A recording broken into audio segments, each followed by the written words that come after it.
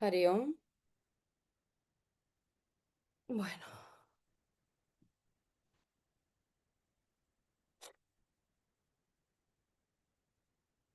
Hariom. Bueno,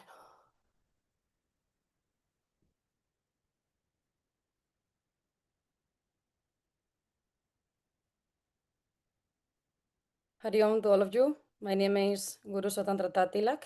I am disciple of Venerable Swami Sankar Tilak Paramahamsa. I am proud of being able of being at the feet of my Gurudeva. Lucky to be in this parampara. As you know very well, in our Sanatana Dharma, parampara is the most important thing we have to have the opportunity of learning from our gurus, from our masters.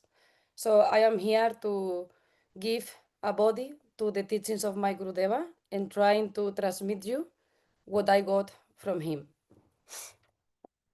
First of all, we will do some prayers. So please put your hands in Anjali Mudra. Close your eyes and try to go deeply inside in the vibration of the mantra, even if you don't know what is the meaning.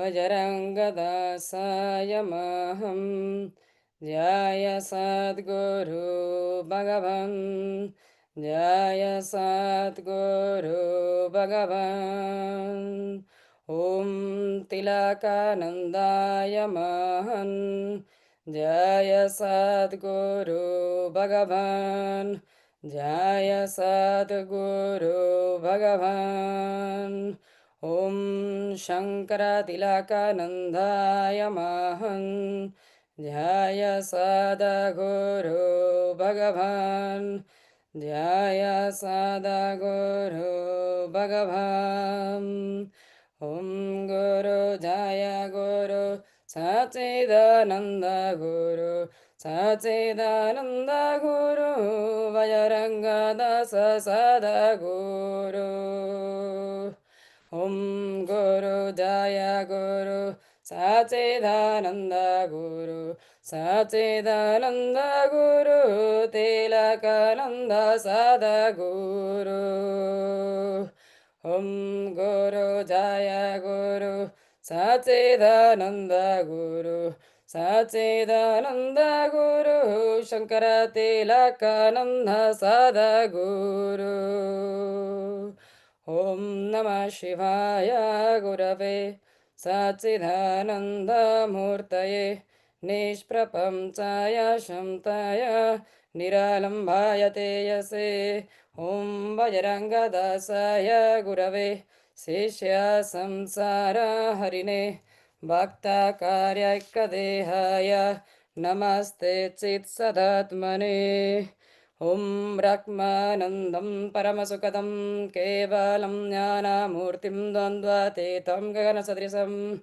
Tattvamasyadilaksham Ekam Netam Vimalamachalam Sarvadesakshibhutam Bhavatetam Trigurarahitam Sadgurutam Namami Hakandamam Dalakaram Vyaptam Jena Characharam Tatpadam Darsitam Jena तस्मै श्रीगुरवे नमः अज्ञानातिमिरं दास्य ज्ञानाञ्जनशलाकया चक्षुरुमीलितं येन तस्मै श्रीगुरवे नमः ध्यानमूलं गुरोर्मूर्धे पूजामूलं गुरोर्पदं मन्त्रमूलं गुरोर्वाक्यं मोक्षामूलं गुरोर्कृपः ॐ नमः शिवाय गुरवे सच्चिदानन्दमूर्तये निष्प्रपं च यशन्ताय निरालम्भाय ते यसे श्रीसद्गुरुदेव ते नमः श्रीभवयरङ्गते नमः श्रीतिलक्ष्वामी परमहंस ते नमः.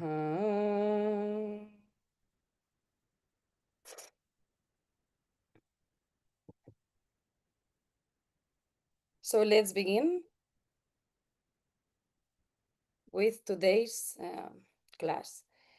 The main thing that you were expressing is that you have some problems with focus, most of you, and many people also they are showing problems with them, like emotions, attachments, some things that are coming, no, like daily basis life are coming to you whenever you try to meditate. So let's talk about this.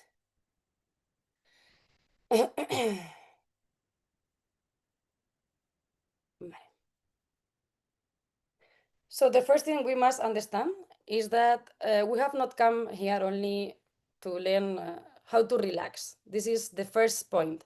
Meditation is not relaxation. Relaxation may be useful, but it's not the highest purpose of meditation.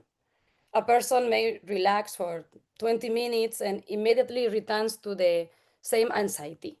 So the same attachment, the same memory, the same compulsive message, the same bond that refuse to dissolve. So we have to make clear that we get the real meditation to remove all these feelings of anxiety, attachment, and memory. For this reason, in a serious tradition as we are following, because we are basing these teachings in the Trika Tantra of Abhinavagupta, which I was taught by my Gurudeva, Swami Sankaratilaka, meditation is not entertainment. So this is also as Patanjali says in the Yoga Sutras, meditation is for samadhi. We are not doing meditation because we want to relax. We are doing meditation because we want to get free from the attachments of our life. We want to get free from the Maya, from the illusion. So, it is not a technique to feel good temporarily. Meditation is Vidya. You know very well. The name of our religion is Sanatana Dharma, is Veda. Veda means knowledge. All the Veda is composed, it's made by Vidya. Vidya is the science of knowledge. So everything you can find in Vedas is pure knowledge. So that's why we are doing meditation, because this knowledge from Veda is not a knowledge like, only words, like whenever you take a book and the knowledge is here. No, it's a knowledge in practice. It is a knowledge that it should be realized by you. This is the difference of the real vidya and just the information. It is a return to the center of consciousness. As I was telling you, we are coming back to ourselves. We are trying to connect with Shiva all the time. In the Trika of Kashmir, which is the philosophy, the Sampradaya we are following now, especially in the vision of Abhinavagupta, I recommend you to note down some of the names so you can after have a look about it, because it has huge knowledge and philosophy behind the work of Abhinavagupta. The human being is not fundamentally a sinner or a fallen entity. This is very important, because nowadays, because of the Semite influence, we are used to think that we are getting like the world is a sin. No, the material things are not good. Even the body is not good. But according to Sanatan Dharma and according to Abhinavagupta, we everything is Shiva, because the world is the manifestation of Shiva. The world is Shakti. That's why we call Mahamaya. Is Devi Ma. So we don't have to feel guilty for eating. We don't have to feel guilty for sleeping, for whatever we are doing with our body. We have to know how to do bhakti mukti, no? How to balance worldly things and transcendence. This is the main point. So Shiva himself, which is the pure consciousness, which is yet contracted in the world, this is what we call Sankocha, limited and forgetful of his own nature. It's like Shiva is manifested and he forgets, in a Punani way to say, he forgets who he is, but he is in us. and we have to remember what is Shiva. And this is what Abhinavagupta said, which is Pratya Vignya, recognition. Who am I? I am Shiva, no? Shivoham, Shivoham, I am Shiva. So when I recognize that I am not this body, I am not this mind, but I am the supreme consciousness, this is Pratya Vignya, and this is how we connect with the divinity. So we are not trying to fabricate a new spiritual identity. We are not trying to artificially become meditative, like I am meditating, I am meditating. No, meditation, it should flow with the prana, with the breathing. We are recognizing what we already are before becoming entangled in mental movement. So the problem of the human being is not that he has thoughts. The problem is that he gets lost in the thoughts. The problem is not memory. The problem is that memory becomes a prison. The problem is not love. The problem is that love becomes mixed with, be aware, possession, expectation, dependency, nostalgia, and fear. So far away from love. The problem is not the mind. The problem is identification with the mind. That I think I am the mind. This we will see it a little bit later. So in Sanskrit, mental dispersion can be understood as vikshepa. And this is the main word of today for all of you. Vikshepa Shakti is your problem. Vikshepa means dispersion. All the feeling that all of you have, that whenever you sit to meditation, immediately your mind becomes like a monkey coming here. I have to do this, I need to do that. So this is vikshepa, when the mind cannot be in ekagrata, it cannot be in one focus only, and it's jumping here and there like a monkey trying to take a banana from a tree. So the mind's thrown outward, cast towards multiple objects. So today, the modern man has an abundance of information, no? Countless and stimulation, many obligations and accumulated bounds, but very little center. So it's a big problem to think about. We have an access to everything. We have a lot of information now also with the AI. We can go inside of all the scriptures in all the languages, but we don't know how to focus on them. Our mind is not trained to be focused and to learn. So my Gurudeva says always, like, you can have, I don't know, many money, but if the money is in the pocket of your friend, then that's not your money. So if you have all the information and all the knowledge in the computer or in the phone, it is not in yourself. So that knowledge is not value for you. We have phones, we have contacts, social networks, work, family, memories, desires, frustration. So we are always comparing ourselves with the other things, but we have not the mastery of our own attention. And this is what society wants nowadays, because like this, we are also more manipulable. No? So today we will learn how to focus. And there is a very important sentence: where attention goes, life flows. So wherever we focus is where our life is going on. That's why it's so important for you to keep the focus and to learn meditation. So one who does not master his attention does not master his life. So the point is also about mastering our own life. Many people say, I cannot concentrate, but the deeper question is not simply, why can I not concentrate? The real question is, where is my energy being invested? The mind does not scatter without cause. It moves because of it seeks pleasure, avoid pains, tries to control the future, or try to reconstruct the past. Very important point. So in traditional terms, this is what we call, I am sure you have heard sometimes, raga and dvesha, attachment and aversion. Raga is attachment, desire, adhesion to something. And dvesa is rejection, aversion, resistance. So the ordinary minds move constantly between these two poles. I want this, I don't want that. I want it back, I don't want to feel this. I want to forget whatever, I don't want to accept this. So thus attention becomes fragmented because we are all the time focusing what I want, what I don't want. This is what monkey does, no? It's moving by desires, by by feelings, by emotions, without vivek, without discrimination. So that's a man may sit in meditation, maybe, but his energy is with a past relationship, past humiliation, an unresolved conversation, or an imagined future. This is what happens normally in our mind. We sit in meditation, but many things are coming to our mind constantly. So the body of the person who is there sitting maybe is there, but his prana is not there in the meditation. Maybe his breath is there, but his mind is fragmented. Maybe his life is in many places, but he is not within himself. Therefore, before teaching meditation, we must say something clearly. Hmm? Something clearly, something. Concentration does not begin by forcing the mind. I have to concentrate. I have to meditate. No, this is very frustrated.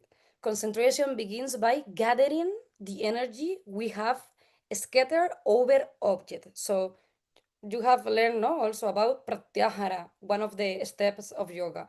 Pratyahara means to go inside. So this is what we have to do.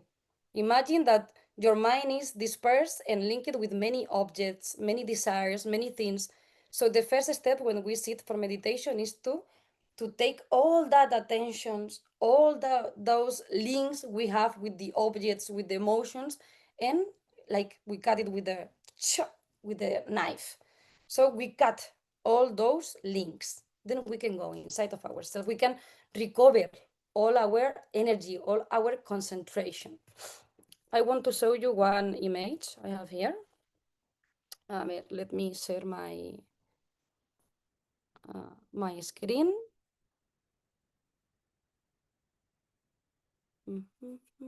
This one. Yes. A ver. Mm, Compartir. This one. Okay. Now this is one image. I did it for today's course. It is a person who is in meditation. Okay. It's a, this is not that you can not focus, but your mind is that you haven't yet learned how to do it. So this is a person meditating. This happened to all of us. Plans, lists, things to fix, worries about the future, what this mean. We are thinking about what that person was telling me or trying to tell me. I have so much to do. This is a classic thing, no? Tomorrow I have to wake up. I need to do that. All memories comes. My father told me this. I'm very worried, or whatever it comes to your mind. So what is happening? That we cannot concentrate because we are being affected by different things. First of all, we are getting distracted by vrittis. Vritti means perturbation of the mind. Vritti is like a wave, no? Like if our mind is an ocean or a lake, and if the lake is in calm, then is in sattva, then there is not perturbation.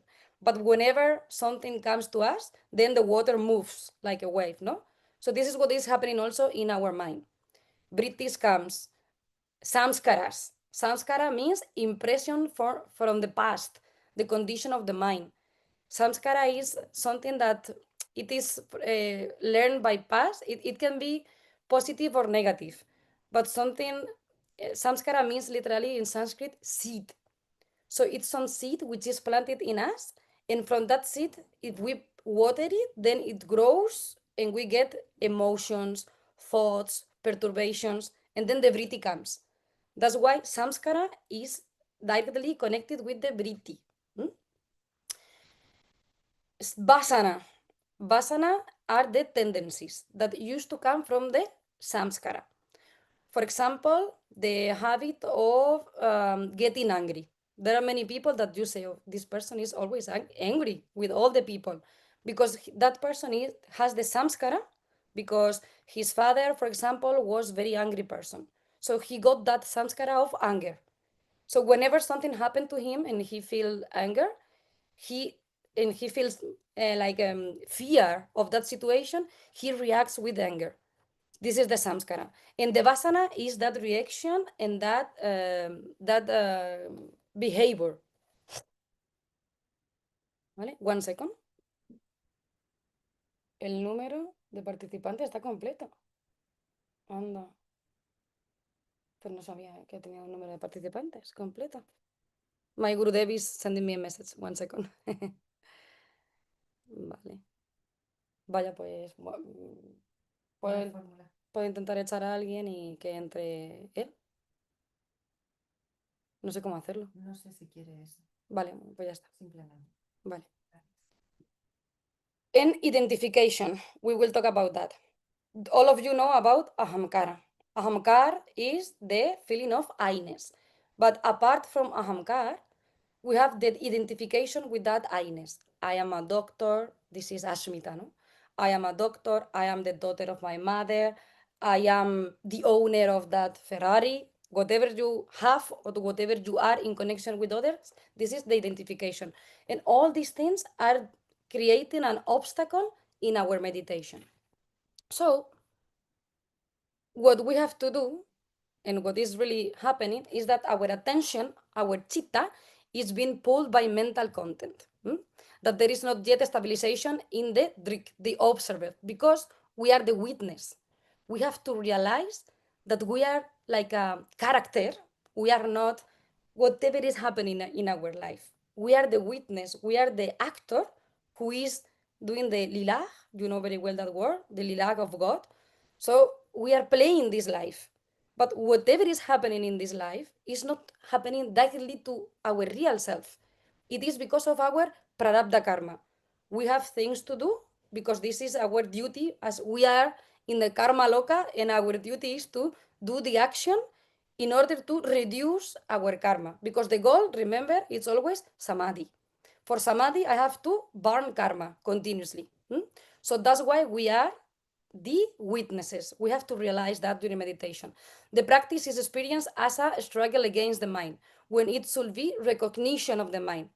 If you realize that you are not the person or the being who is doing the action and receiving the action, you are the witness, then you can realize that that mind which is thinking the life, which is creating the emotions, or which is analyzing the situation, is not you.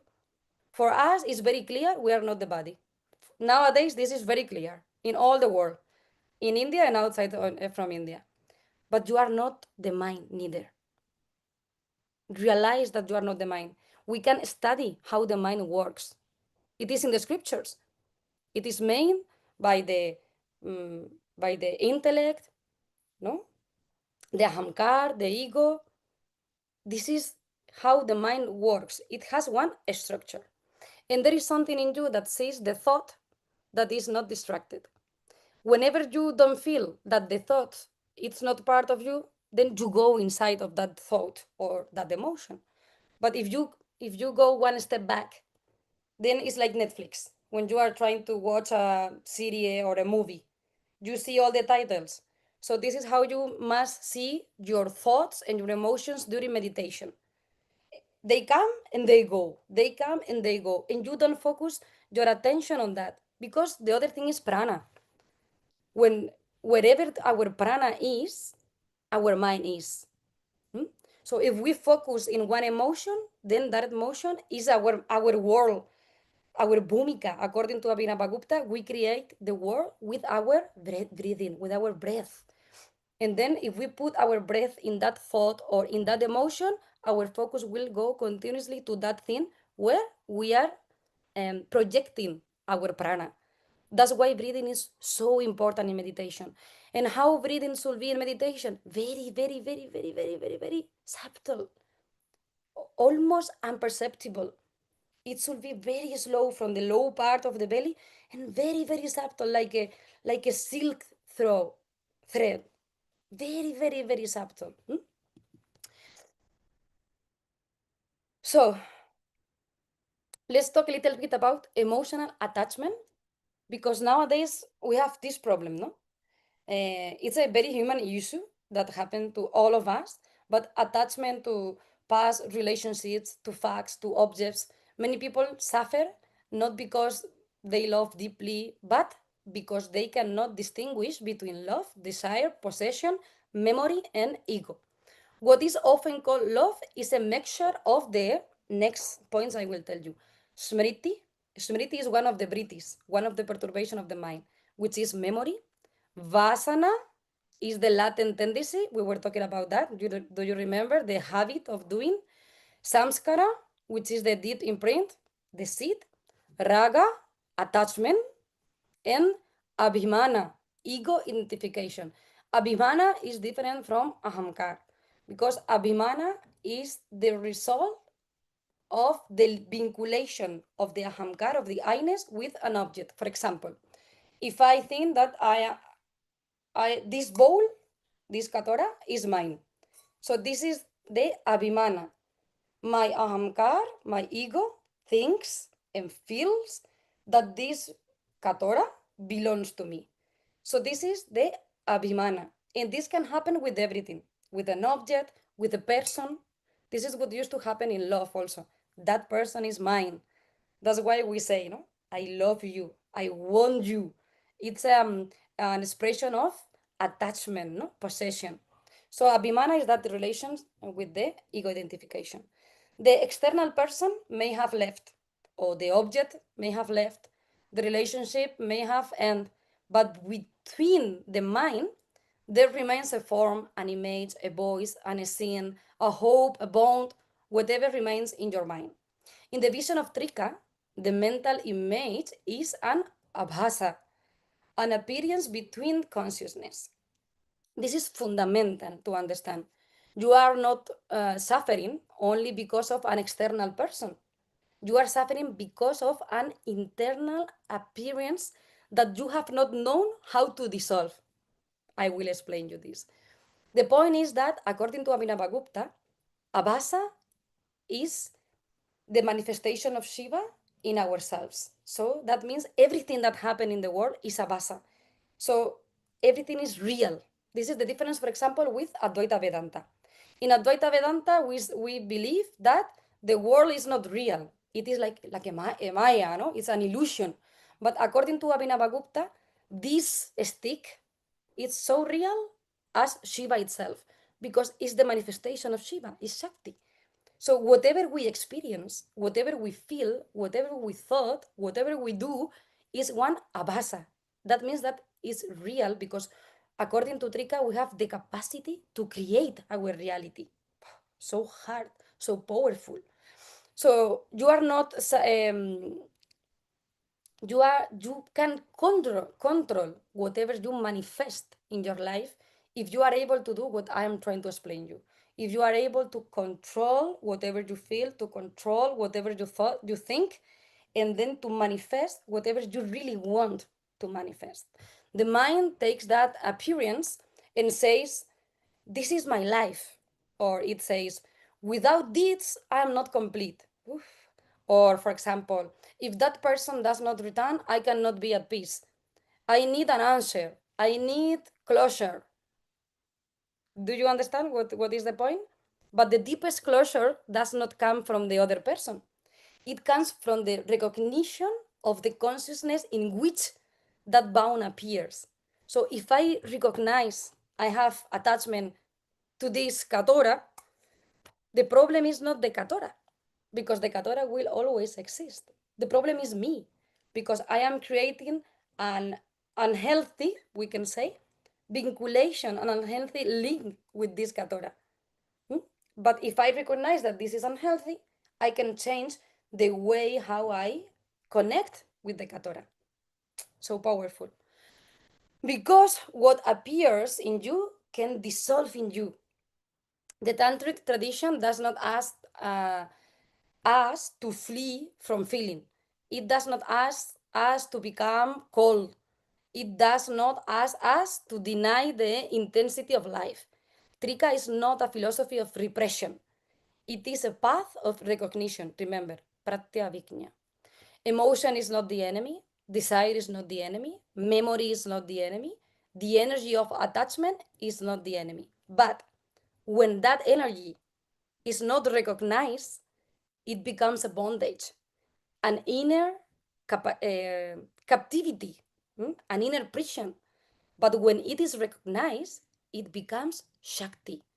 What does Shakti means? In Sanskrit and even in Hindi, power. Shakti, power. The power of doing whatever you want to do with your mind. So a little bit more about the Trika vision of the mind. Reality is the manifestation of Paramashiva. Pure consciousness, inseparable from Shakti, is dynamic power. You know very well, Ardhanarishwara, Shiva Shakti, two realities is like one hand, and you have both of the sides, Shiva and Shakti. Depending on your drishti, you can see one of them. It's very difficult to see both of them, no? Only maybe if I do like this, but I won't see them fully, never, no? So this is what is expressed by Abhinavagupta, the unity of the world. That's why we shouldn't reject this world, because this is also Shiva. So Shiva is Prakash, Prakasha, pure light of awareness. And Shakti is Vimarsa, it's like the reflection of Shiva, the self-awareness, the power to know and express. So Shiva is not a distant figure. Shiva is the pure luminosity of consciousness, Prakasha. Shakti is the power of that consciousness to know itself, to express, to vibrate and manifest, Vimarsa. Without Prakasha, nothing could appear. And without Vimarsa, nothing could be recognized. We can feel, we can see, and we can link with this world because of Shakti. That's why if we want to know Shiva, first we have to meet with Shakti in this world, in doing the inverse path towards Shiva, towards Prakasha. Therefore, every thought, every emotion, every memory, and every perception arise in the light of consciousness. The mind is not outside consciousness. Emotion is not outside consciousness. Attachment is not outside consciousness. Even confusion appears between consciousness. This is the elevated point of the teaching. We do not fight the mind as if it were a separate force. We recognize it as a movement of Shakti in ourselves. The tradition of the Trika Tantra also speaks about spanda, the subtle vibration of consciousness. Not a gross physical vibration, but the living pulsation through which consciousness manifests and withdraws. When you remember someone, there is spanda. When you desire, there is spanda. When you suffer, there is spanda. And when you observe suffering, there is also spanda. The practice consists in shifting from being lost in the content to recognize the consciousness, the conscious energy that sustains the content. I do not get lost in she left me. I do not get lost in I fail. I do not get lost in I will never find anyone or my mind won't stop. If I focus my mind on those things, I am really lost. But if I see the emotion, if I see the thought, if I see concentration, and if I see my need of moksha, my need of being free from all those things, then I am doing pratyabhijna and I am doing the real meditation with santosha, contentment, accepting whatever is happening in my life. We cannot control all the things that happen in our life, but we can accept it with philosophy. So I recognize that all of this appears in me, but it does not exhaust what I am. This is the dignity of meditation. This is the reality. Of course, there is a reality in between the character of the movie we are living, but you are beyond all of that. You can go out from all those sufferings and thoughts and feelings and emotions and all. A ver, one second. Cuando quieras leerlo. Vale. Mhm. I want to show you one image which is talking about spanda. Spanda is a concept which is very important in our tradition, in the Trika Tantra. Vamos a ver, compartir. This one. So this is how the spanda is created. The origin, it is like a closed cycle, because the origin and the end at some point becomes one. But the thing is that we have a thought, we have an emotion, and we have a desire. These are the three components of the spanda. Then that creates an impulse, something which is, no, because, for example, if I think I'm thirsty, then I will feel thirst and I will go to the kitchen. I will have the desire of drinking water. I will go to the kitchen and I will drink the water. This is a very simple example, but this is happening with everything in our life. I want to be a doctor, so I study for being a doctor. I move and I do the action for being a doctor. I have desire for a person, so I think on that person. I feel the emotion for that person, and I do actions for getting that person close to me. No, so everything works like this, and all those thoughts, emotions, and desires are creating the spanda, the vibration that attracts the things to our life. That's why you have, of course, heard about the law of attraction. Whatever you think is whatever you attract, no? Whatever you vibrate, it resonates in the universe and then comes back to you. So when you meet a person for the first time, for example, you can feel that spanda, depending on the thoughts or the feelings or the desires that person have. Then you can feel, oh, I don't like this person, or I like her or him. I feel some positive vibration or negative vibration. This is the spanda. The spanda is like the core of ourselves, and is vibrating and moving our consciousness towards whatever your mind is focused, and attracting whatever you are vibrating.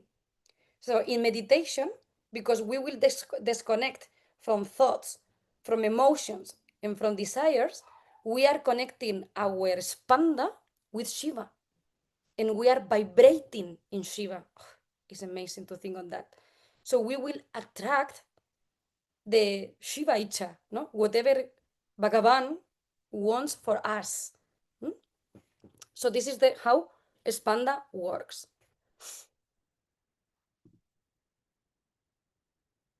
Muy bien. And before the first practice, because today we will do 2 meditation practices, I will guide you on that. But before, I want to talk to you about the mala.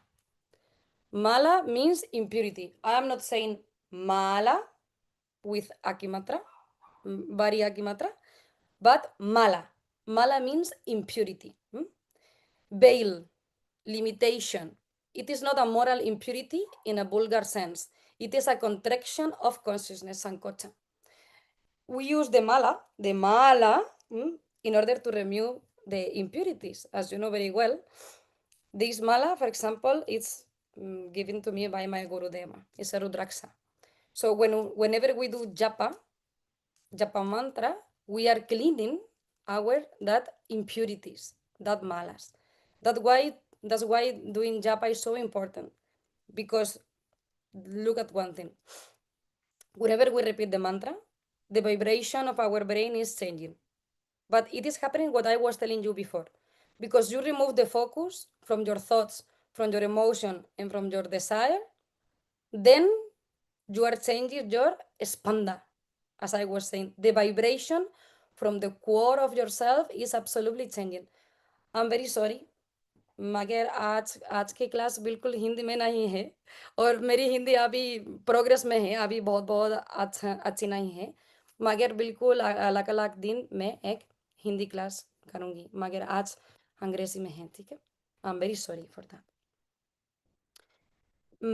So whenever we go to that meditation, no, whenever we do the japa mala, the mantra is stopping our links. I was telling you, no, our mind is divided in objects, emotions, desires. So the mantra is cutting all those links and is bringing us the spanda of Shiva, the pure vibration of the real consciousness.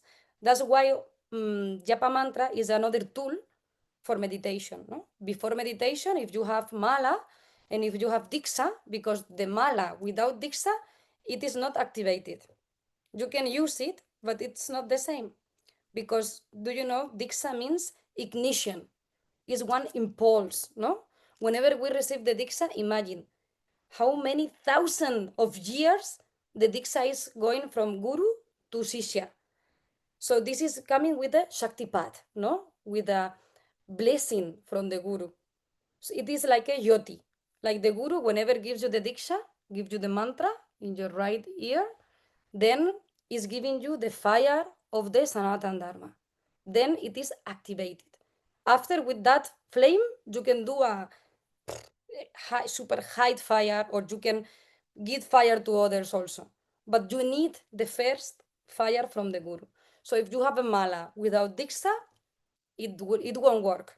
Like, 100%. So that's why Japa Mantra is one of the resources. So I wanted to talk to you about three malas. One is Anava Mala. It is the deep sense of smallness. Like you feel small, you feel that you are not enough. I am incomplete, I'm not enough.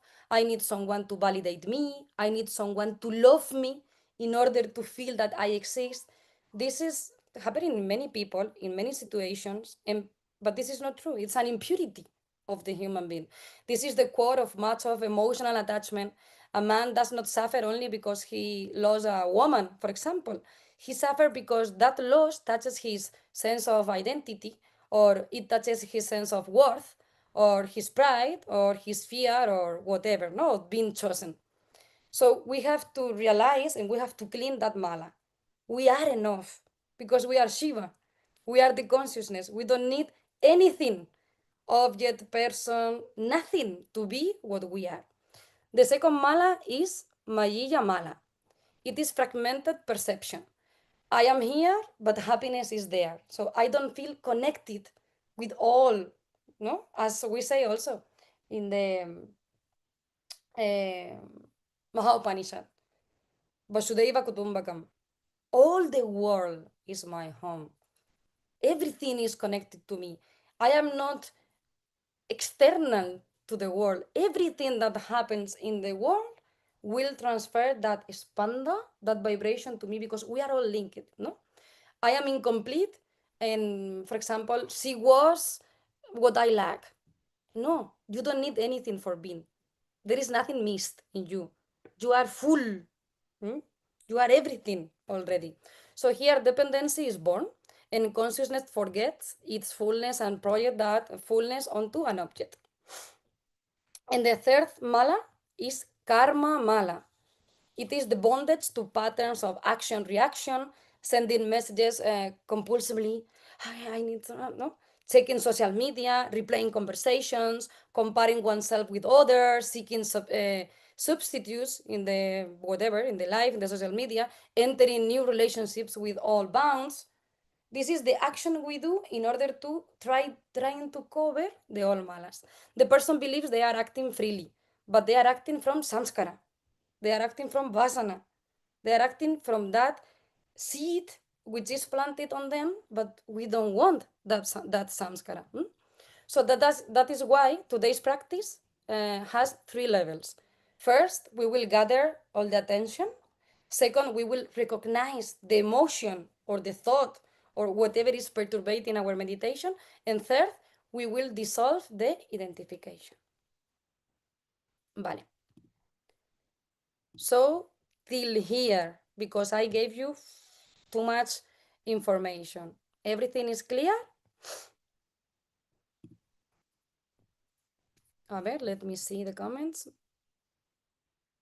Everything clear. That's important. Otherwise, all the information comes like it is in my phone. But if it is not in your mind, it won't work. Okay. Anyway, after the class, I will send you one PDF with the resume of the class and all the Sanskrit words and everything. I have already made it. I will send it later, okay? Vale. So now we prepare ourselves for meditation, but first I will try to join my Gurudeva because I didn't expect much people, so I have already completed the maximum people I can join in the meeting. A ver, let me invite him. And I need Guru blessing. Vale, everything is clear. Perfect. How can I do it?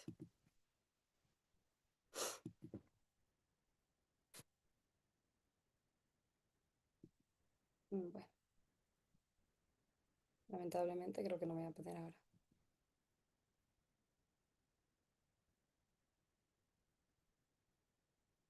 Bueno, so let's begin the meditation. Now I will request you to sit comfortable because we will be around 10 or 15 minutes in meditation. So sit comfortable. Now don't take notes. Take the proper asana.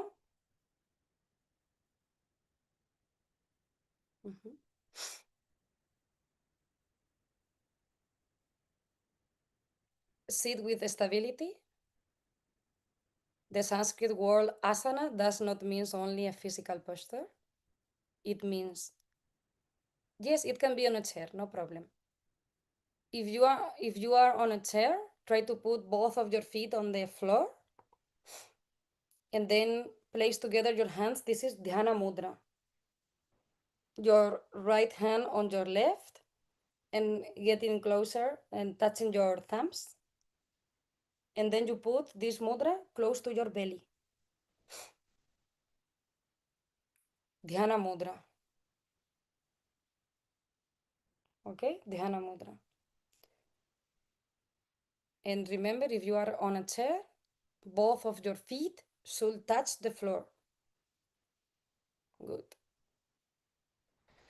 So sit comfortable, look for stability.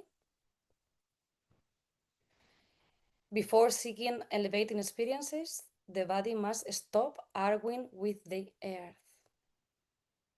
Place your hands on your lap, as I told you, in Dhyana Mudra. Relax the jaw, relax the shoulders, relax the abdomen. Allow the breath to exist without manipulating it. We are not going to breathe artificially.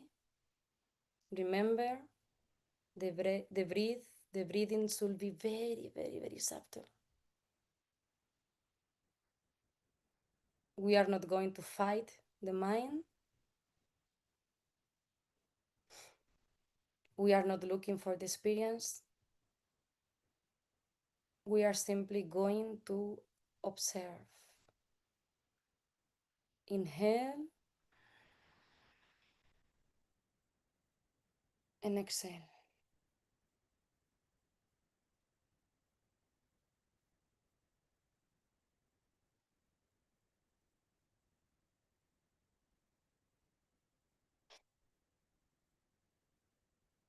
The first rule is don't move the body,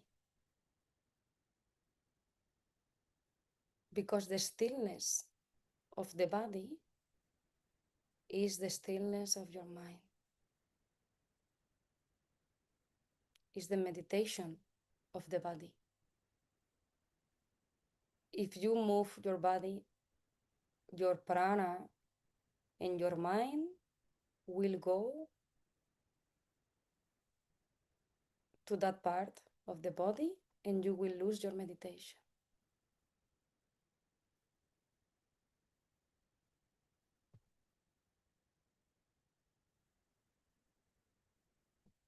Now I am training you for your meditation. So listen my voice as a guide, like if it was your inner voice. Then I will teach you how to be focused, how to don't think in the things you shouldn't. Follow my voice.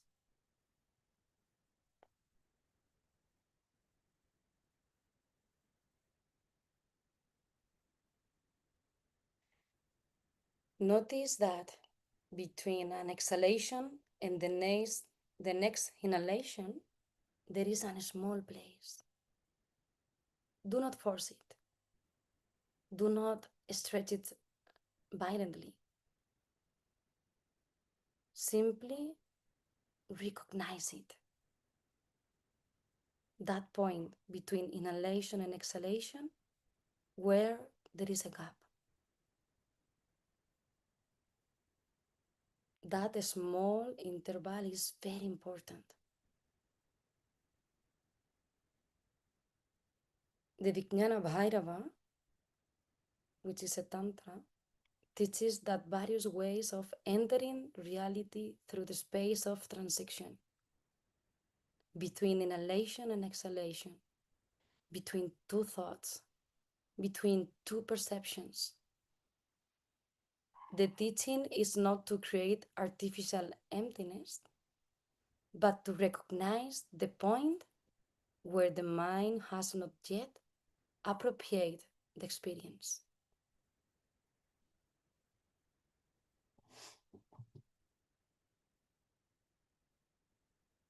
Now observe.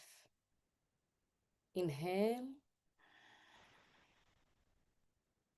a small pause. Exhale, a small pause. Repeat this. Inhale and observe that point of emptiness, that point of void. Exhale. Do not count, do not control, just perceive.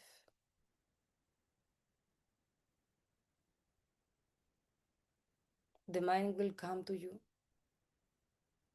It may say, "This is boring. I cannot do this. I'm thinking too much. How much longer? After this, I have to do something." Maybe you will remember that person, but it does not matter. Each thought is a wave. Remember, vritti, it's a perturbation. We can create the mind we want to have. So don't drown in every wave. Control what you want to think, what you want to feel.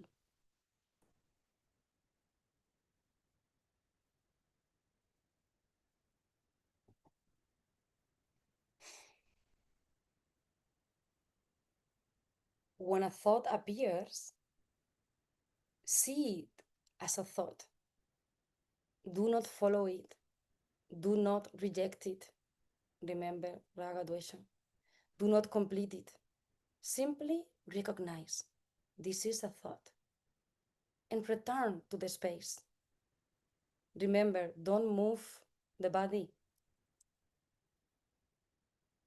It's very important, the stillness.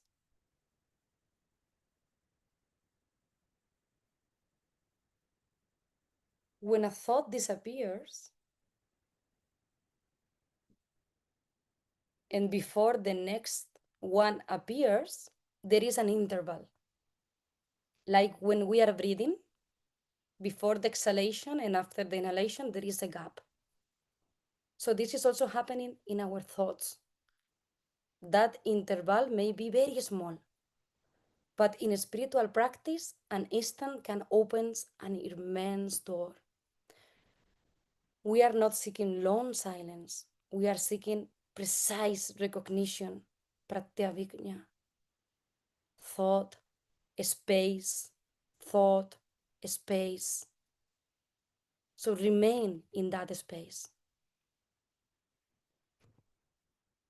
If an image appears in your mind, go back to that space. If an emotion appears, go back to that space. If memory appears, go back to that space. If resistance appears, I don't want to meditate, I want to think on that. Come back to that space.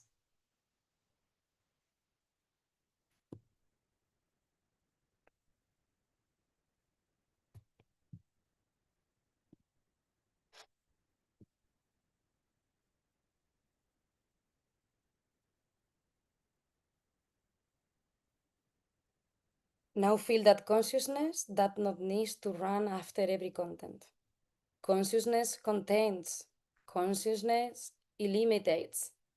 Consciousness is not broken by the appearance of a thought. Silence. Remain.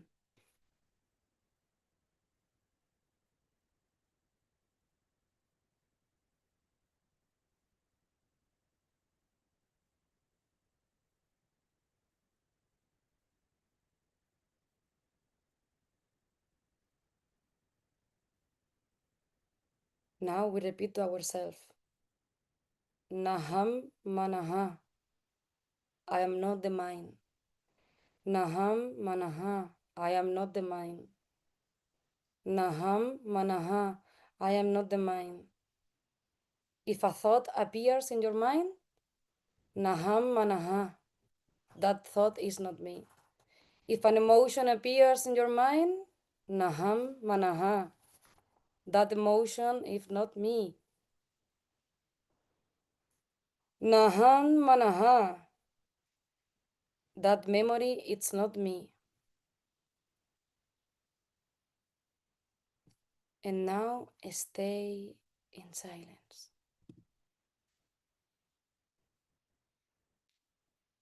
Stay in yourself.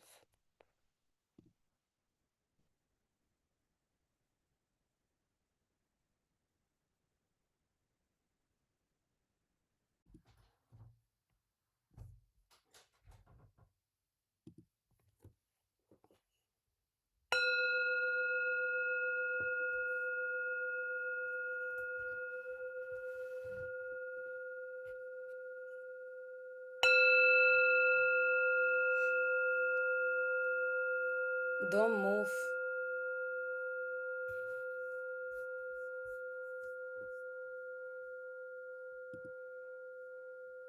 Stillness in your body.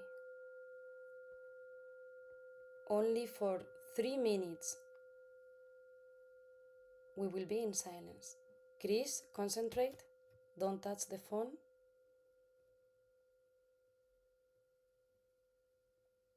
Bakmal Chohan, don't move the neck. This is your mind tricking you. Don't move. This is the first meditation.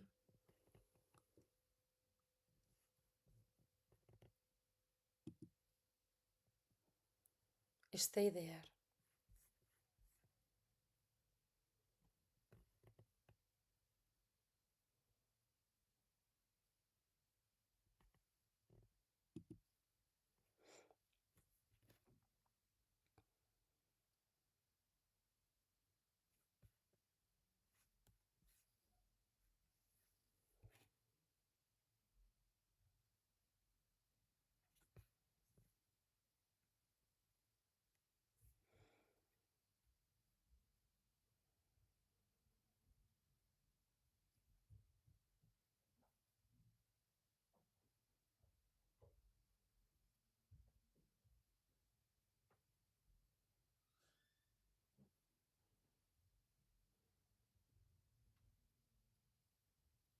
One minute more.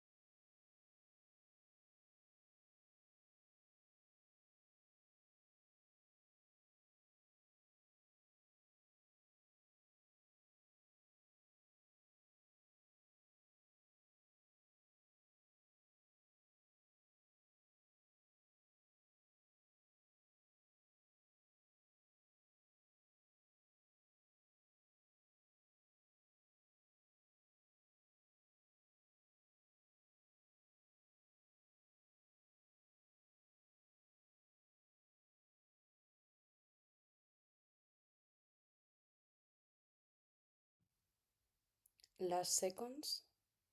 Keep the stillness. Control your mind, your thoughts, your emotions. Disconnect from the world.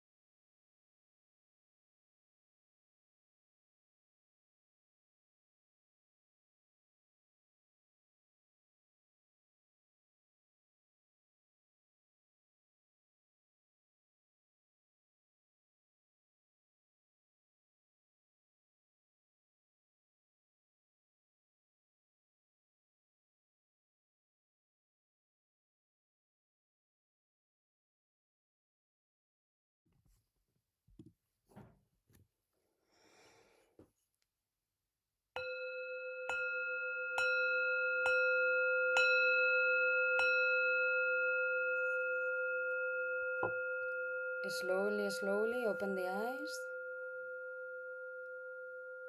Come back to yourself. Inhale and exhale. We will stretch a little bit, so inhale and raise your arms. Inhale and exhale and stretch a lot. Exhaling, inhale and exhale. Twist your back to the right and go down with the arms. Turn your back, twist your spine. Inhale, go up. And exhale, go to the left. Exhale, twist your spine. Little release. Inhale, come back to the center. Vale, congratulations. Most of you were very still. Some of you, I could see your big sepa very easily. This is, the Asuric mind. We have the angel, the Deva, and the Asura. So the Asura is saying, do like this, or even this, or this. These are the movements of the Asura, which is punching us behind, and they don't want us to do meditation. So that's why we need avadhana manas, means mindfulness. We need to catch every single thing. So I resume what we were doing. We were focusing in the very small space of our mind, in between the inhalation and the exhalation, in between one thought and another thought. There is always an space, and this is the space of consciousness. This is the space where we want to go in meditation, and this is the space from where we can control our mind. From where we can, my Gurudeva always say, stop, breathe, and whatever you want to do. Concentrate, meditate, decide, act, whatever you want to do. No? So this is the point from where we can meet Shiva and we can control our life. Now I have like big class, but I think already I gave you too much concepts, words, and structure to start to begin the meditation. I want to know if you have any question.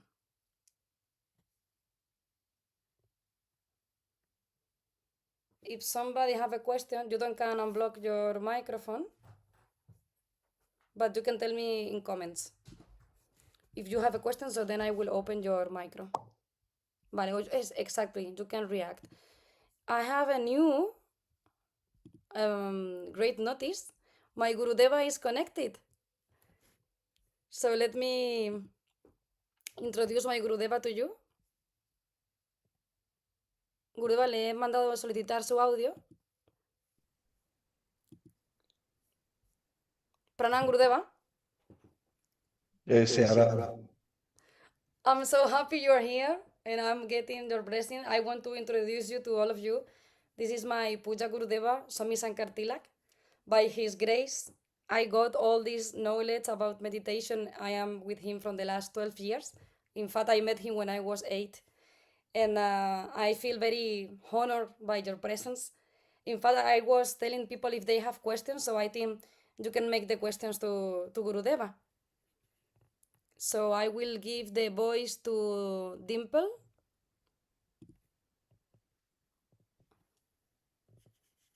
Accept my audio. I have requested you to open your audio. Yes. Hello. Hari Om, Dimple, please. Hari Om. Hari Om. Ma'am, I want to say that when we are in unconscious mind, तो मतलब हमें शिवा को शिवा की मतलब उनकी position को mind में मतलब सोचना होता है, उनको देखना होता है हमें. When we are in meditation, deep meditation, so we are thinking about Shiva.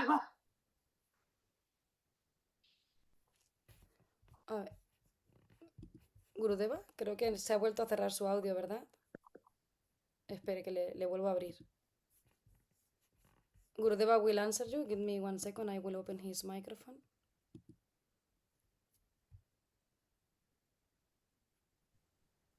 Satantata, creo que tienes que desconectar el sonido para música. Sí, Gurudeva.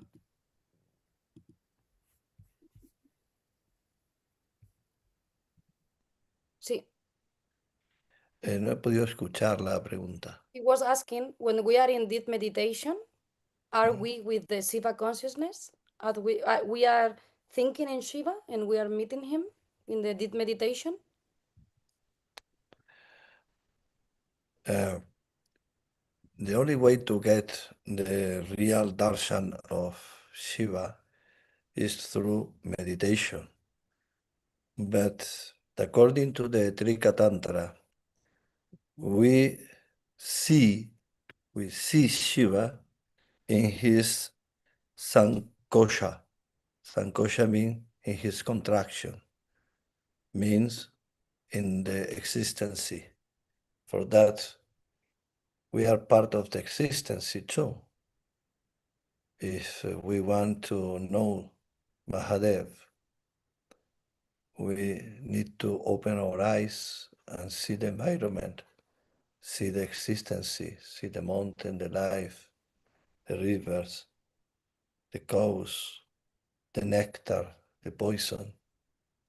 But the first reality we are always in contact is ourself.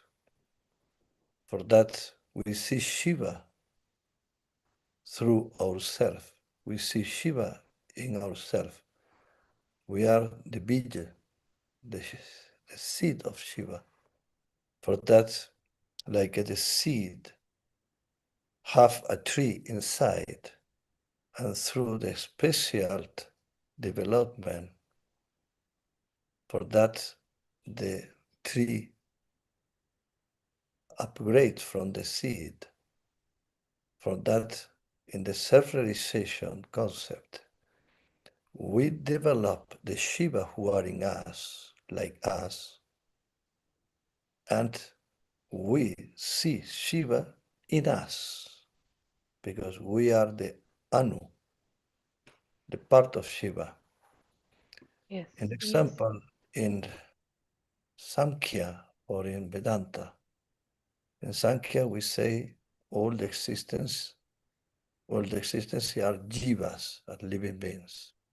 And the Jagat is the collection of jivas, the living entities.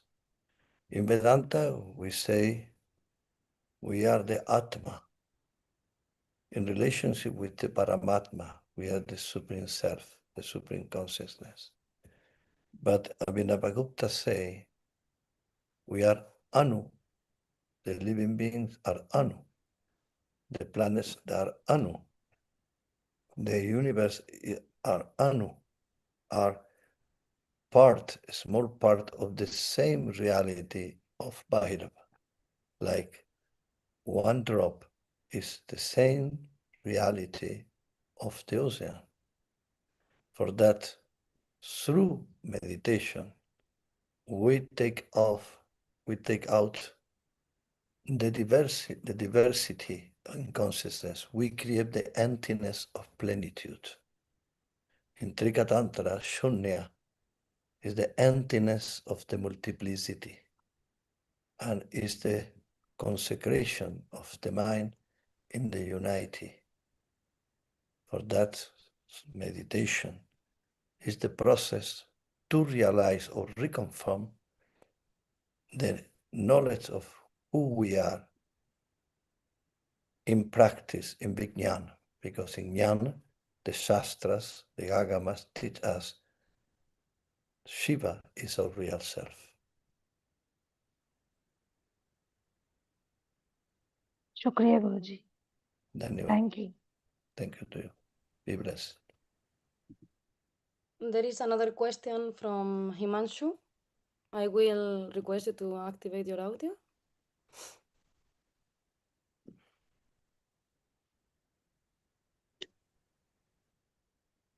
I wanted to ask you that this is probably the first time I have done a guided meditation.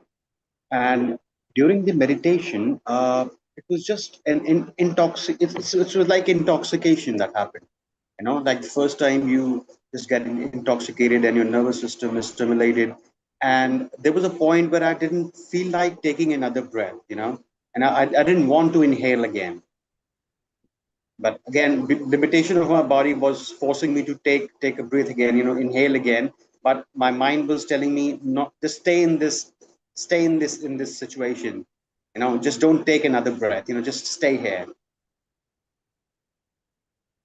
So what is that? I mean, is that the beginning, the first step, or you know?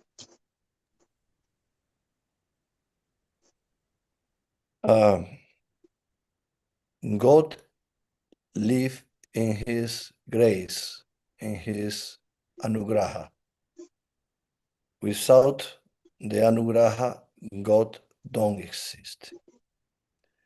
And the anugraha manifestation of Shiva is the Shakti.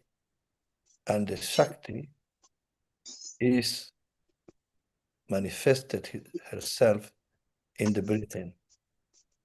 For that, we meet God through the breathing. All the parts of the existence breathe in one kind of process of inhalation and exhalation. The planets, the galaxies, the atoms, because they are the interchange of the same nature of God. Because the Prakriti, who is the Sankosha, the contraction of Shiva, need a special nutrition by himself, like one engine who is moving and recharge continuously his energy through the movement. The existence who is part of the God need the action, and this action need the process of manifestation and in manifestation. And this process of manifestation and manifestation develop the hada, develop the force, develop the inner bala, the inner strength and consistency of the existence. And all this process, who are called, according to Abhinavagupta, spanda, who is the resonance of one kind of breathing, is manifested in all living beings, in all existence, in one kind of swara, in one kind of breath. In ourselves, we call prana, and prana is breathe, to breathe, the breathing, who we get the living grace of God. Yeah. So we get the dead grace of God. And that means the energy of transformation. The impermanency in the existency don't exist without changes. For that, if something don't change, disappear. When the changes stop it, disappear in the existence, is transformed in another kind of energy, another kind of form. If we don't change and we don't react continuously through the changes, disappear. We become dead bodies. But this manifestation is ruled by the breath. In our scriptures, the vibration of Om have one name. His name is not Om. The name is not the way we write Om. This is called Omkara. His name is Pranava. And Pranava is the energy, the sound who is manifested and come out from the breathing. For that, Pranava is the name of Om. For that is the name of the secret manifestation of the existency. Appear, sustained, and transformed. In meditation, the process to be in contact with Shiva obviously is the breath.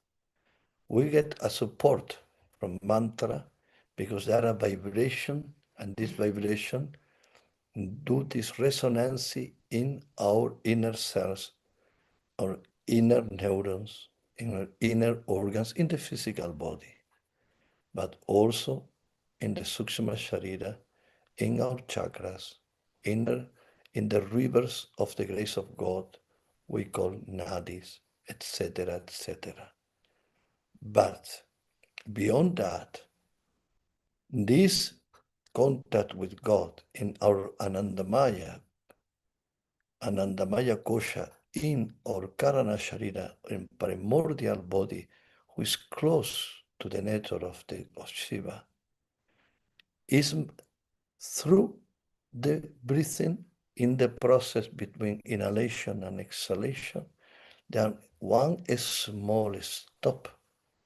In this stop, who is manifested in a natural process if we are in quiet breathing, but if we are in anxiety, this stop is very less. For that, we inhalate and exhalate very quickly without to give the opportunity to the breath cook the grace of God in life and for the organ in peace, in our mind, in attention, in our senses and intellect, and created a disturbances. But if we practice meditation, and this meditation go to our daily life, we become person with more relaxed, with more capacity to get more vital energy, more mental energy, more spiritual energy from this well management of our breathing.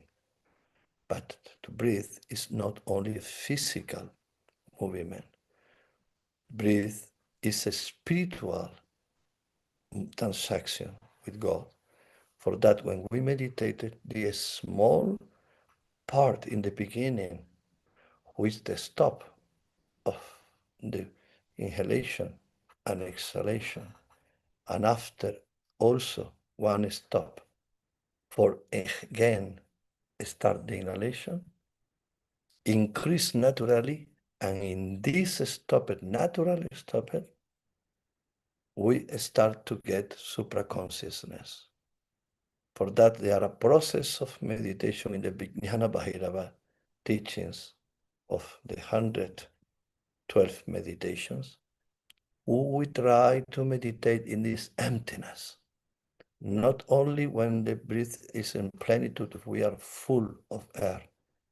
Mostly when we are in this triangle, we are without any kind of air in our lungs.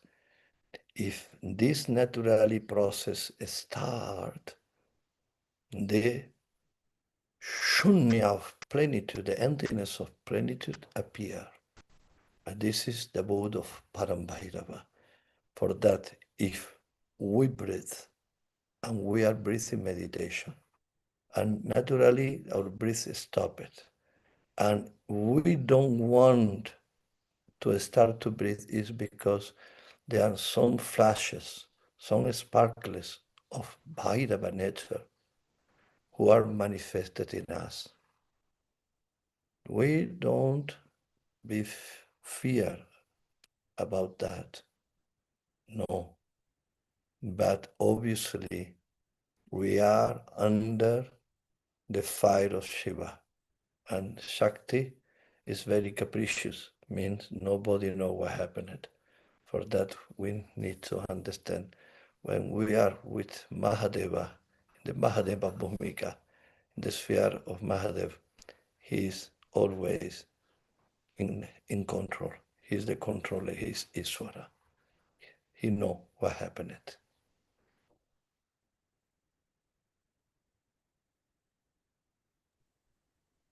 Thank you very much, Gurudeva. It was clear, Himanshu? Good. So we'd like to know if anyone else have another question, because this is an unexpected, the unexpected presence of my Gurudeva. I didn't know he will connect. So if somebody wants to get the opportunity of doing the last question, one more question will be done. I don't think so. Bye. So, Gurudeva, thank you for your presence. Thank you for your teachings. And thank you for your guidance always.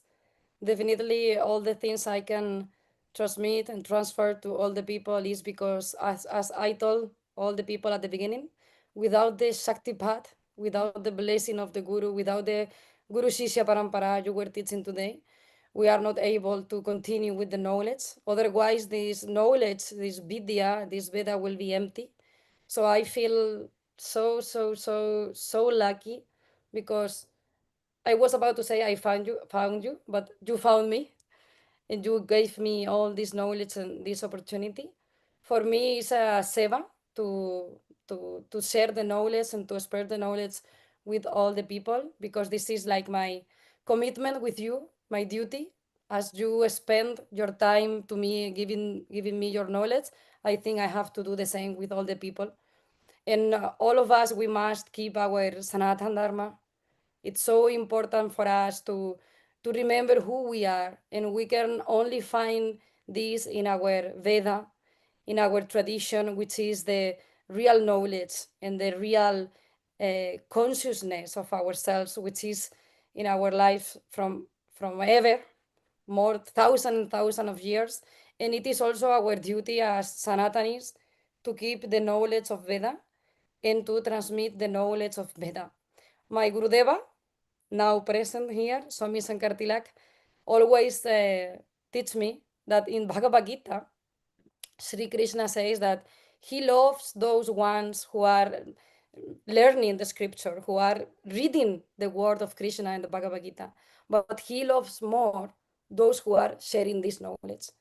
That's why I decided to do this open class by the grace of my Gurudeva, because I asked my Gurudeva that many people were asking me through social media. I cannot meditate. I have a lot of problems with focus. I cannot stop thinking in whatever is happening in my mind.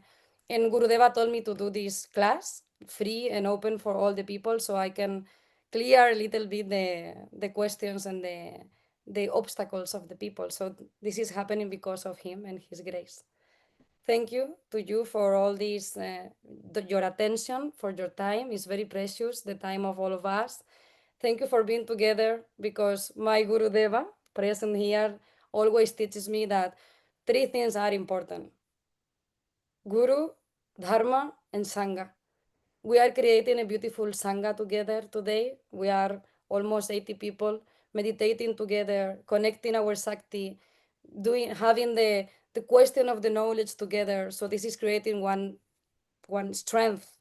So thank you for being here. Before I leave, I want to send you the PDF, otherwise I won't have the opportunity. Just give me 1 second. It's a PDF with some of the concepts and the most important things of today, because I want you to practice. This is not only just for being here today and enjoying a good moment together. You need to practice now. You need to repeat the meditation and trying to get detached from all those obstacles you were thinking and we were talking about. And please confirm me that you got the PDF in your messages. Yes, the video is in YouTube. I will share it. If you follow me in Instagram, I will send the link. I will place the link in my stories, for example. And I will share also my Gurudeva's social media, so you can also follow him in his Instagram. I will send you just now. @ Swami Shankara Tilaka. Here you can follow my Gurudev in Instagram. And there I will post also the session, so you can repeat with the video. And I will request my Gurudeva to finalize our session. If he can maybe guiding us like 5 minutes meditation, something, so we can finalize with the concentrated mind and some closing mantras. So we will be very blessed, Gurudeva, if it's possible.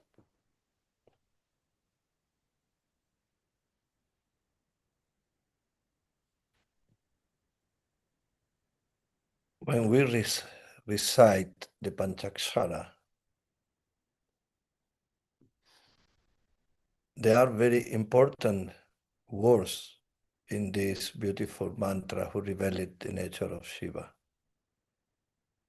Obviously, who linked us with all the knowledge of the Vedas, who is our real tradition. The source of all our knowledge comes from the Vedas. This is the reason we are Vedastic. Our Rasta is to understand the Shruti and Smriti. They are in Om. And in Om also is the promise of the rishis. We are one, not we become one. We are still one. And the word Shiva, yeah, they are a great revelation. This Ya means maybe in this existence we don't recognize Shiva. Maybe Shiva is hidden through the nature, through the lights, through the darkness, through the powers, through the life, through the death. But like when we are in front of the king, and there are many persons in the hall, and we know who is the ruler, who is the king, immediately we go in front of him and we present our humble pranam. We present and we do the wall.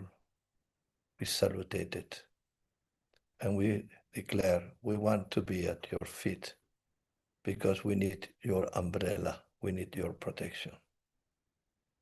All the living beings need the protection of someone more powerful than him. But the religious person, we realize they are no more powerful reality than God itself. This is the greatness of Ya, Shiva, Ya. We recognize Shiva. And we recognize this Shiva through the Shastras. When the Brahma Sutras say the way to understand Brahman, the way to start to find Brahman is in the Shastra. Shastra Unitvad. This matrix of the Shastra and the legacy of the knowledge of the scriptures transmitted by the sages, the seers, the rishis, the acharyas, the siddhas, we start our journey to a spiritual journey. From the knowledge and the teachings of the acharyas, we start to recognize who is Shiva. Before that, we're thinking, oh, they are light, oh, they are dark, and we miss the light. Oh, this is death, and we miss the life. But when we learn who is Shiva, no more fear, we start to understand through the teachings and the mercy of the acharyas, God is always in the light and the darkness, in the life and the death, in the nectar or in the poison. But in these 5 syllables, Na, Ma, Shi, Wa, Ya, who was very well explained by Adi Shankaracharya in his stotrams, there are one word who is very important for that, Nama. And Nama is not a simple salutation. Nama is an offering. Nama is our surrender and our offering in a naked way.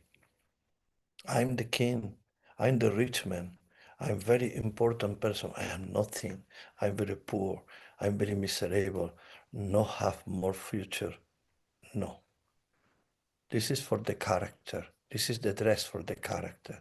In front of Shiva, in front of Pasupati, who accept all the best, also accept all the rich, accept all the gangsters, accept all the moral people, we are accepted, we are devotee, we are loved for him. For that Nama request to be naked in our surrender. For that when we recite or we meditate recite in meditation Namah Shivaya, it's very important to remember to make big emphasis in the Nama. I surrender myself. I offer myself. I need your help. I need your protection. I need your rescue. I need to change many things. I need food. Or I need money for my loan. Anything. But the payment is our Sharanagati, is our offering. For that, Namah Shivaya. Namah Shivaya. Namah Shivaya. And maybe, naturally, when we offering many things and we desire many things from the beloved God, one moment maybe, like the wood which is offered in the fire of the heaven, start to be burning by the fire, and the wood forget his nature and become one with the fire. Maybe in our meditation, Namah Shivaya, Namah Shivaya, Namah Shivaya, Shivaya, Shiva, Shiva. And the the real who is never singing, never chanting, become part of our silence breathing. Forget this opportunity to get this step. It's necessary to remember in the mantra you need to offer yourself naked, no shame, no privilege. Offer yourself like you are, not thinking the opinion of others about you. You are like you are in front of Shiva. All we are the same child. For that, don't thinking in qualifications except in the only one requisite, surrender. Om Namah Shivaya. Om Namo Namah Shivaya. Shivaya Namo Namaha. Om Namo Namah Shivaya. Shivaya Namo Namaha. Om Namo Namah Shivaya. Shivaya Namo Namaha. Repeat with me, please. Om Namo Namah Shivaya. Shivaya Namo Namaha. Con each Namo, con each Nama, take out your dresses.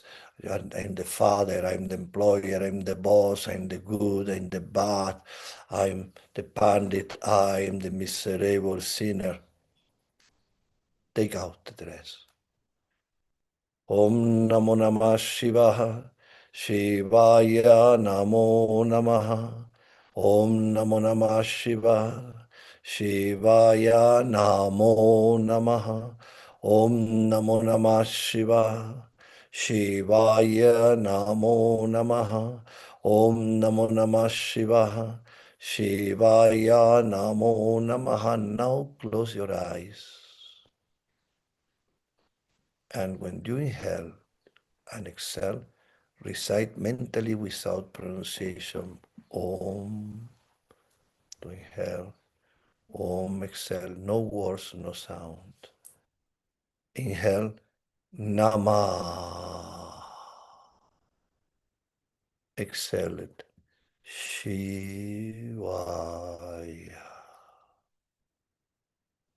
Now inhale. Nama.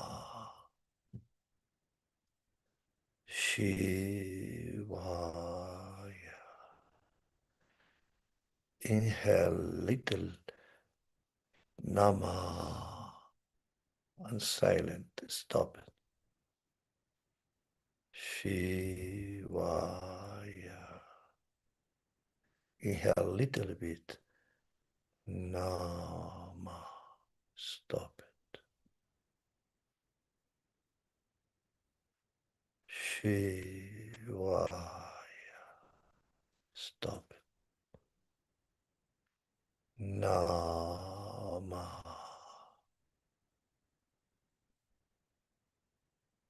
Shivaya.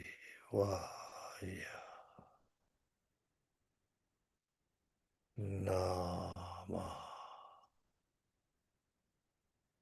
Shivaya. Nama. Shivaya.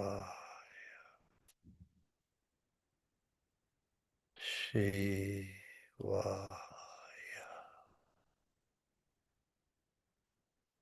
Shivaya.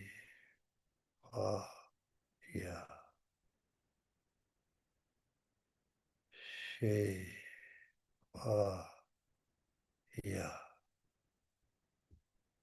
Shivaya.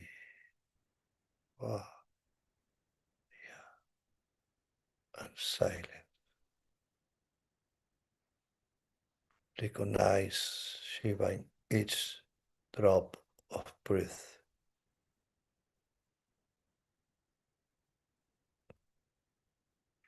Do a japa japa without to recite the mantra. You're repeating your ontological nature when you breathe. Your inhalation and exhalation is Shiva itself, who is moving in yourself.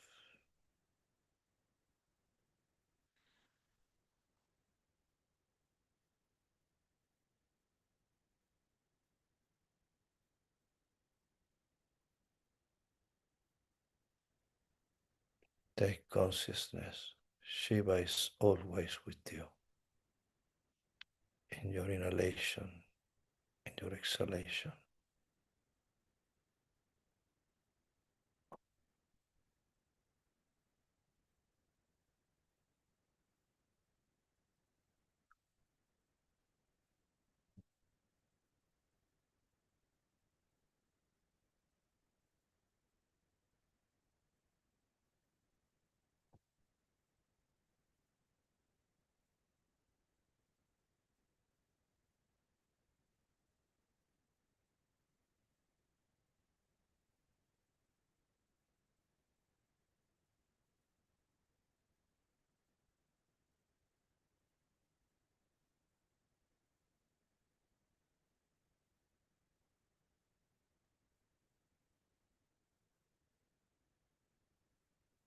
Hum Tatpurushaya Vidmahe Mahadevaya Dhimahi Tanno Rudrah Prachodayat.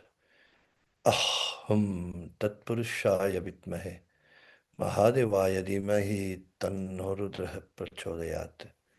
Hum Tatpurushaya Vidmahe Mahadevaya Dhimahi Tanno Rudrah Prachodayat. Hum Tatpurushaya Vidmahe Mahadevaya Dhimahi Tanno Rudrah Prachodayat. Om Namah Shivaya Gurave Satchidananda Murtaye Nishprapanchaya Shantaya Niralambaya Tejase Sri Satguru Deva Te Namaha Sri Bhava Bhajaranga Te Namaha Siddhilak Swami Paramahansa Te Namaha Om Shanti Shanti Shanti Hari Om Tat Satiti.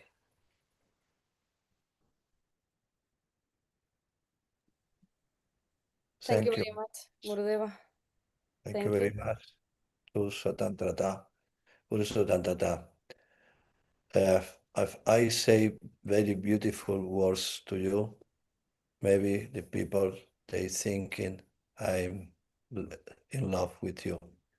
But this is true. For that is good, the person thinking I'm in love with you.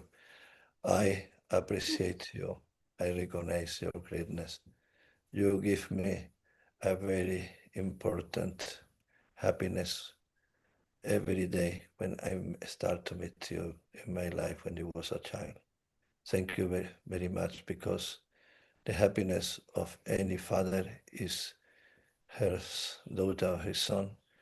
The happiness of any Acharya Guru is his Shishya or her Shishya. For that, Shishya means Shishu in the root is a child. For that, you give me happiness in this life, and sure you maintain and sustain the link of our Sampradaya not in the future, now in this present. Be blessed, Swatantrata. Thank you, Gurudeva. Thank you very much. So I couldn't have more lucky than having such a guru like I have. He is, as he said, he is my father. My mother is the Sastra. And thanks to all of you for your time. As I said, as you are asking for meditation sessions, I think we can create a chat. I have already sent you the link with the group in WhatsApp. You can join freely if you want. So there we can meet maybe once per month for meditation. We can talk about meditation. You can do your questions, and we can start studying about meditation, as I think we have created a beautiful energy today. So nothing else from my side. Keep going, keep practicing. Remember that for being successful in our sadhana, we need abhyas, which is the constant practice. If we don't meditate at least 5 minutes per day, all days, we won't achieve our goal. So I beg you to continue your practice, and I am accessible for everything you need, any question, whatever you need. This is my duty, as I am a sadhu from the last 12 years. My Gurudeva told me that even if people call us Maharaj or Maharani, we are not Raj, we are Das, we are servants. So I am at your service for whatever you need. Hari Om, thank you very much.